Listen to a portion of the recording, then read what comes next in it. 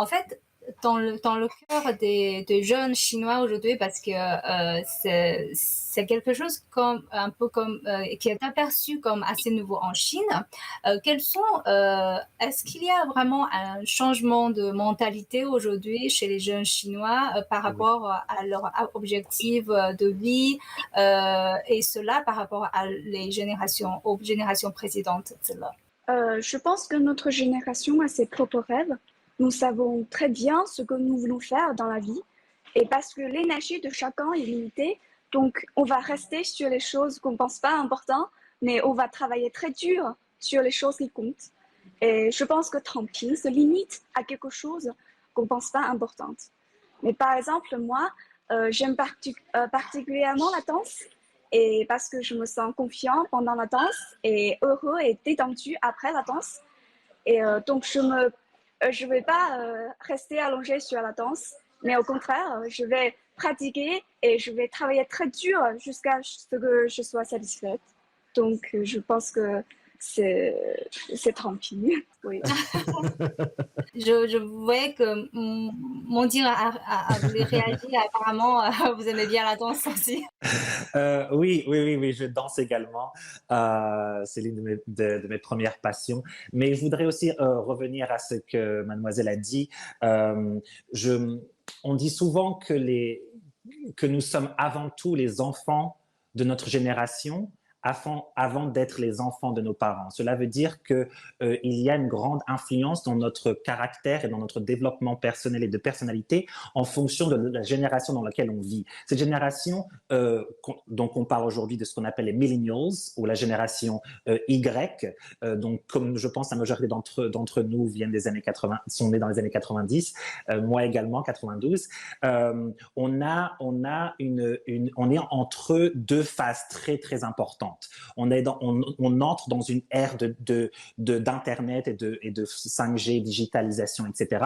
Et en même temps, on reste aussi avec une enfance qui est beaucoup plus proche de celle de nos parents. Du coup, il y a un mariage en fait de choix qui sont constamment stimulés par une plus grande conscience de ce qui est possible et de où notre possible peut être créé. Quelque chose que nos parents, par exemple, n'avaient pas le choix parce qu'on ne manque pas ce qu'on ne connaît pas. Je pense que, par exemple, les parents de mademoiselle peut-être ne connaissaient pas c'était quoi le tango ou la salsa parce que dans les années 70 ou 80, on n'avait pas encore cette conscience d'eux en Asie. Or, aujourd'hui, mademoiselle va savoir les différents types de tango dans l'Amérique du Sud. Ça veut dire qu'il y a une exposition et un accès à l'information qui est beaucoup plus révolutionnaire, mais qui aussi traduit un nouveau monde dans lequel notre génération est entre les deux, entre génération Y et Z. Et du coup, cela donne en fait un pouvoir de choix beaucoup plus grand et beaucoup plus subtil. Et Yuting, quel est votre avis?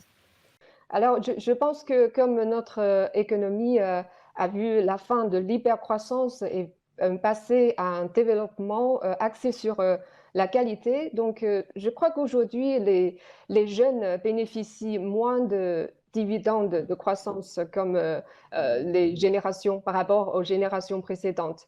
Les jeunes d'aujourd'hui, ils sont devenus plus réalistes. Donc, le tramping pour eux, c'est plutôt une conciliation entre les réalités et leurs attentes.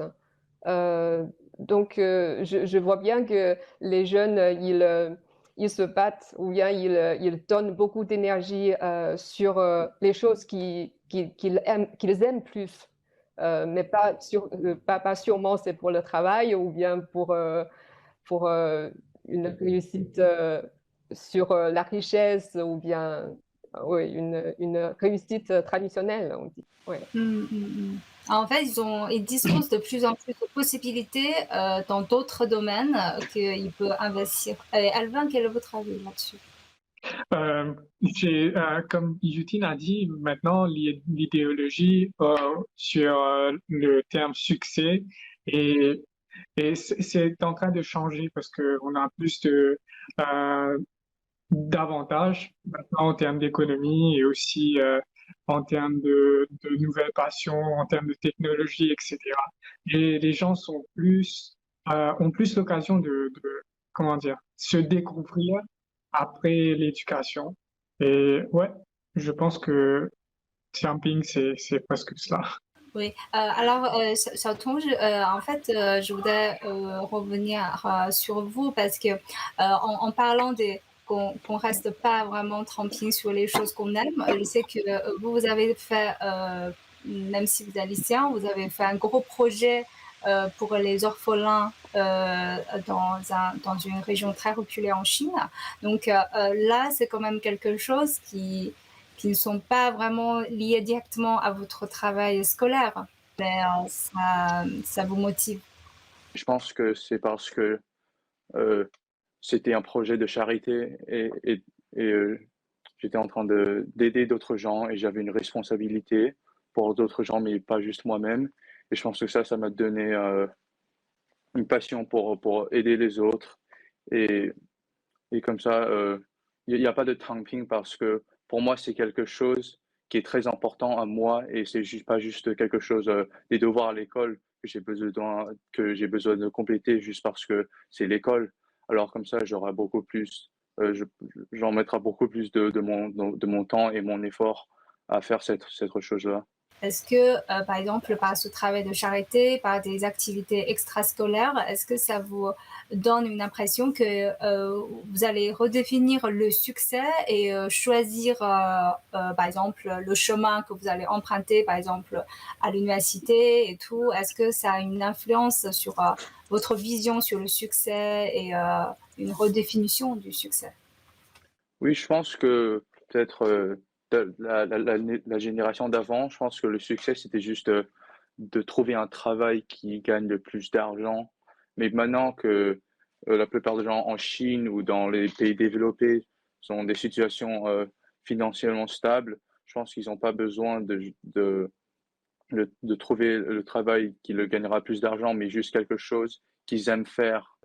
Enfin, pour les lycéens, je pense que quand ils vont étudier à l'université, ils n'ont pas besoin de choisir le sujet qui va leur gagner le plus d'argent comme être un ingénieur ou quelque chose comme ça.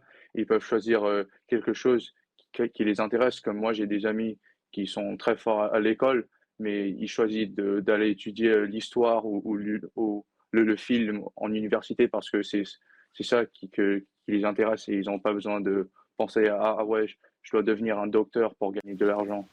Mm, mm.